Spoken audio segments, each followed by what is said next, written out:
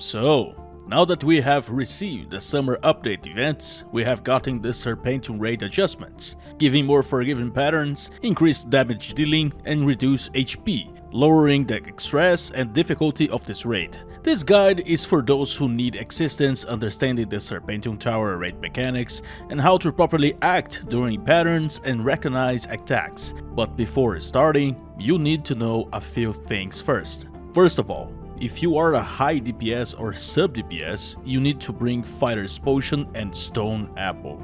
These consumables are essential for performing well during Serpentium Raid. If you are a support/healer, you should bring Wind Orbs, the Great Steel Wall title, Elemental Resistance Reduction skills, Resurrection skills, and Debuff Cleansing to help your allies. This might seem a little bit too much, but they are all essential for raid plays. For more details, you should look for a support guide to help you learn the proper playstyle. For team composition, you should aim for at least 2 healers in your team. Since the raid deals significant amount of damage, having 2 healers provides a much safer option, as they bring valuable supporting skills while healing. So if you build a support character, you are very much needed here. With that covered, let's begin our Serpentium Tower guide. This raid consists on just 2 phases. The first one is the security system core, or we just call it core. And the other is the defense system, essentially the core's transformed state. Both phases share one thing in common: massive amount of lasers and attacks ready to wipe you out and your team. So please pay close attention. When entering the first phase, the core will first show some dialogue and move from a center to another location, leaving a damaging spark trail behind it. While this doesn't deal much damage, it is best to wait briefly before attacking to let the core move first. From this point onward, things will get dangerous, and let's see what comes next. The core's first attack will be Total Electrical Discharge. This attack is highlighted by on-screen dialogue indicating where the lasers will be fired. Be extremely careful here, as the attack has variations and your only option is evasion. The damage scales with the core's remaining HP. At high HP, this attack is pretty much lethal, so avoid these lasers beams at all costs or you will see your teammates, and probably yourself too, dying immediately. If you survive, you can continue attack normally. The boss may move again, and you should follow to maintain damage. The next attack to watch it is Bombardment Mode, when the core marks a player and launches a powerful bomb at them. You should avoid this by moving away from your teammates until the mark stops following you. Then you can exit the attack range. Failing to do so will likely kill your teammates, as this is a high damage attack with large range. Although, Resurrection skills or Elder Resonance Synergy, the Seal of Time, can save the affected players, this attack requires a good awareness, so you should be alert when you see the bombardment dialogue. Each hit from the core applies a surveillance debuff. At 30 stacks, the cores activate Annihilation Mode, covering much of the arena with high damage yellow lasers. Your only safe option here is to find the safe spots, which is not ideal, or use skills with invincibility frames to avoid damage. But what if my character lacks good invincibility frame skills? Well, stone apples are crucial here, so you can spend your skills without having knockbacks, extending your invincibility frames. The best strategy here is to maintain super armor while staying near your allies and skill spamming to avoid laser damage.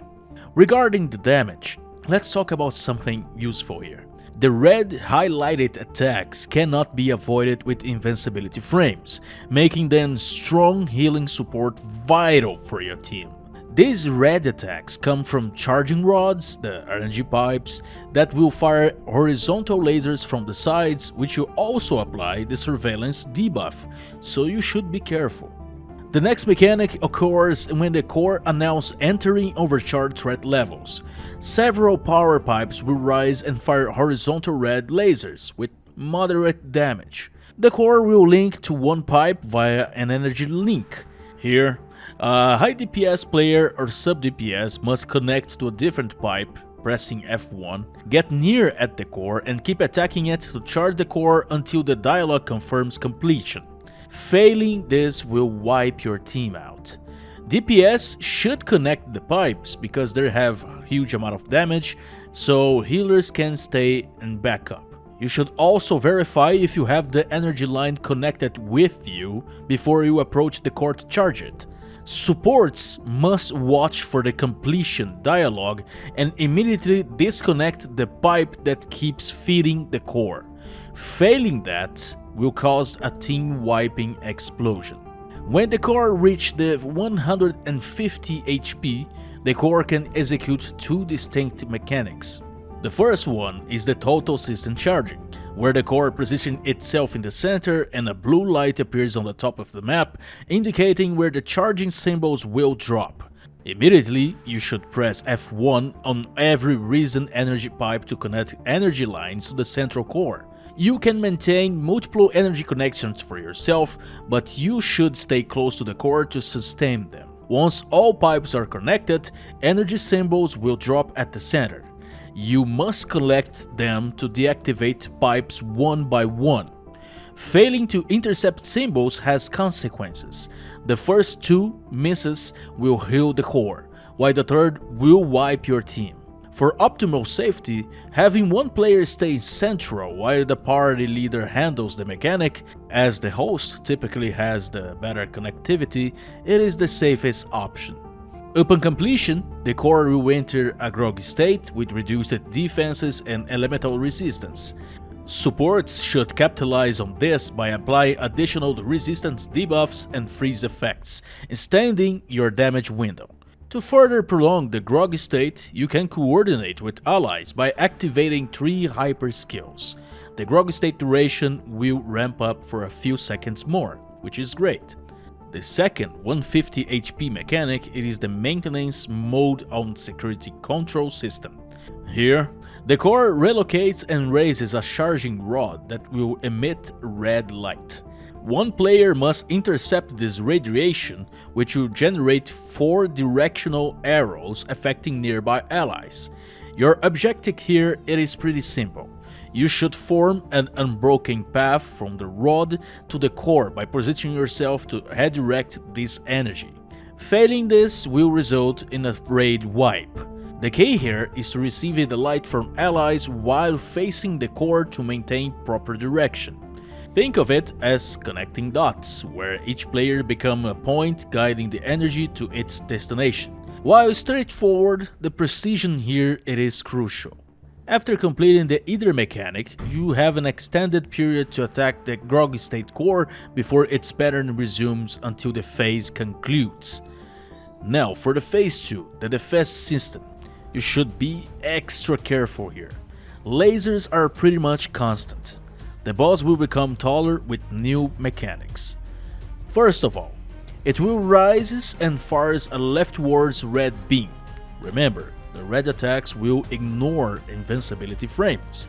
The defense system will start with high defense, which can be reduced by intercepting red squares fired along the blue and red target lines. You should position yourself near to the boss and hit it with those red squares, which is crucial for damage dealing. The yellow lasers from the phase 1 will return more frequently. You should use the invincibility frames when possible. New red energy streams will also appear, causing damage and confusion, which the buff cleansing here is pretty much essential here. These are narrow and can be dodged, but not with invincibility frames. Other attacks that this phase 2 can give to you, it is the energy whirlwind spin, which will heal the boss and will drastically increase your skill cooldowns if you got hit, so you better avoid it. The aimed energy beam. The defense system will mark a player and you should immediately distance yourself from your team, as this can't be avoided with invincibility frames.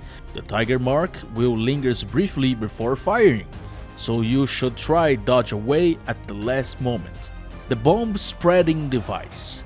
Well, pretty much the boss will spread red bombs. You should stay as close as possible to try avoid the explosion damage. The defense system has two mechanics. The color pattern recognition. The boss will fly away and display a 3-color sequence. The team must stand together in the corresponding colored rectangles when they are scanned. Failing this sequence or having members in wrong colors will wipe your team out. There are 3 successful scans to bring the boss back. There is also a variant of the same mechanic. The boss will also fly away, marking players with colored indicators. The marked players must find and activate with F1 the corresponding colored device corners. 2 players typically are needed. The activated device will create colored rectangles. You should stay in these during scanning. If you are solo because you don't have a teammate alive with you to activate it, you should quickly activate the left corner to the right corner by yourself. The time here is pretty lenient, so you shouldn't be anxious or something like that. After the mechanics, the boss will return. At 150 HP, its defense will reset to the full, so you should keep intercepting red square to lower it again. That covered all for the raid mechanics and attacks, but remember, success requires both knowledge and practice. The summer update nerfs have made the raid much easier. The rewards, the X skill gear circuits and ships, and powerful accessories. Those are absolutely worth it pursuing to extend your character. And that's all for the Serpentium Tower guide. I hope you have learned how the Serpentium Tower works. Give it a try with your friends. It is worth the effort. I will be leaving now, but don't worry, I will see you in game.